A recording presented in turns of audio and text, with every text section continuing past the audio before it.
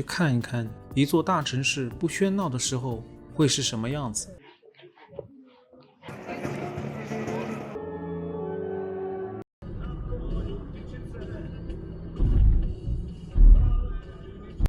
离开沙尔干巴兹县夜宿附近的度假小镇兹拉蒂博尔，这个是塞尔维亚西南部山区的一个度假小镇，花了要命，起了雾，树上挂了霜。因为这地方夏天应该挺好的，是个避暑的地方，冬天可能有很多人在附近滑雪吧，所以这个是离山区最近的一个小镇，大家可以在这里休息。人还挺多，那么冷的天。第二天起来，准备出发前往塞尔维亚第二大城市诺维萨德，这是2周塞尔维亚之旅的最后一站。这个国家国土面积不大，但地貌多变。从云雾缭绕、气温非常不喜人的兹拉蒂博尔开出去仅几公里，太阳就又重回大地，温度也舒适了起来。一路往北开，跨过萨瓦河，进入北部平原，车明显多了，路边时时出现一些工厂，经济发展肉眼可见的比南部好。除了贝尔格莱德，塞尔维亚的城市大部分小且乏味。请注意，我并不是说它们不好玩，好玩的城市大致可以分为2种，一种建筑美丽，博物馆、美术馆、小店林立，行走期间或者找个街边咖啡馆闲坐着看人，时间都会很愉悦地过去，比如巴黎或者巴塞罗那。终于到了塞尔维亚的第二大城市诺比萨德。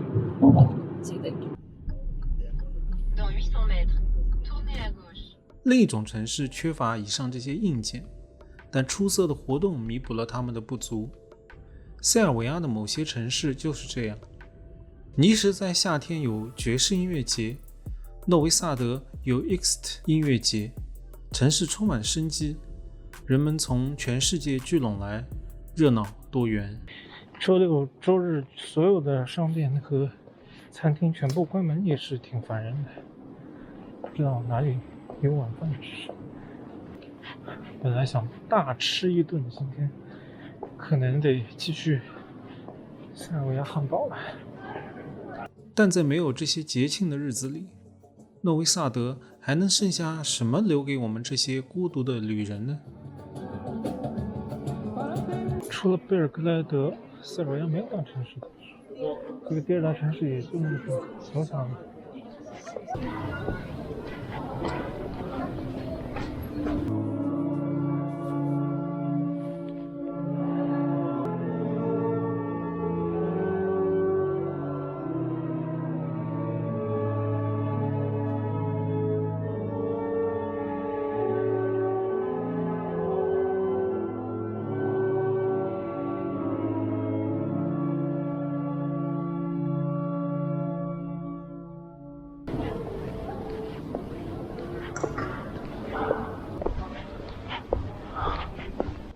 就是星期日早晨将近10点，塞尔维亚第二大城市诺维萨德的市中心，只有做礼拜的人才会早起。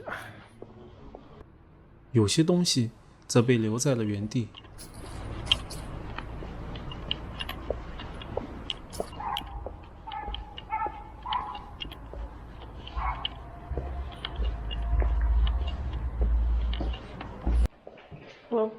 诺维萨德上有几家博物馆还开着门。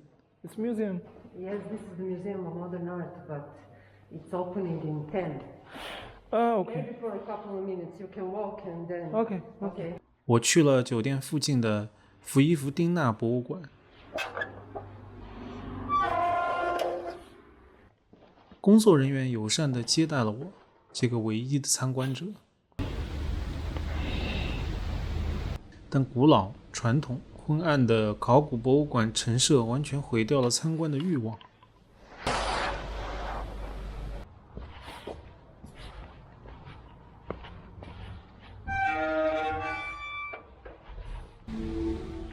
但到了中午，马蒂查斯尔普斯卡美术馆就狠狠嘲弄了我的无知。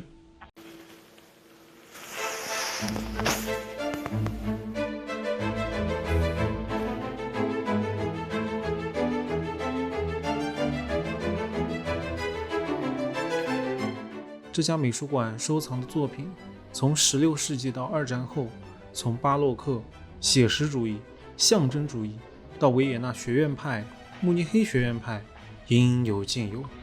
19世纪教堂木板画藏品更是独门秘器。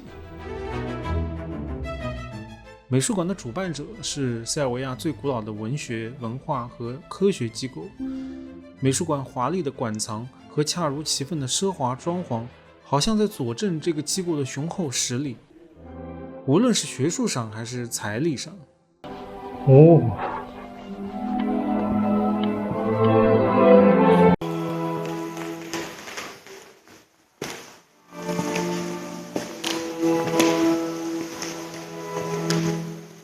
他甚至在底楼展厅里摆放了一张暗红色法兰绒长沙发，供参观者安坐，享受被古典乐、古董家具和各个时期的艺术精品环伺的宁静时刻，恍惚间将时空又拉回到恢宏的奥匈帝国时期。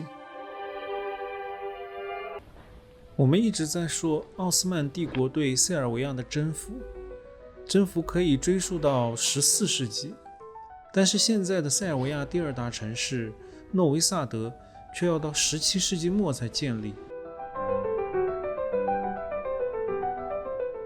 城里的彼得罗瓦拉丁要塞是当时奥匈帝国抵抗奥斯曼军队的主要集结地与防御要塞。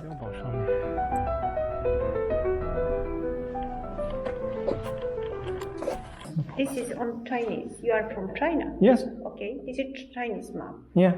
You are here, Yeah. and when you want to research the fortress, just go to the clock tower and follow the walls, you see Okay. everything. Okay. And here you have exhibition with right side. Yeah. Here, Yeah, here. you have exhibition with right side. Yeah. You can go down with stairs, Okay. and when you come out, right side again. And Okay. that's all.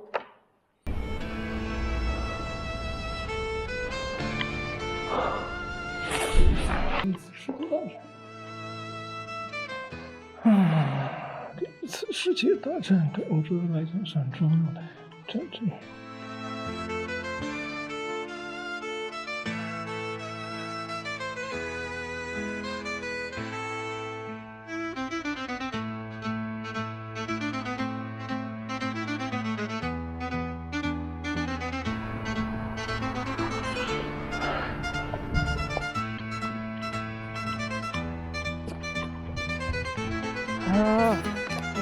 哇！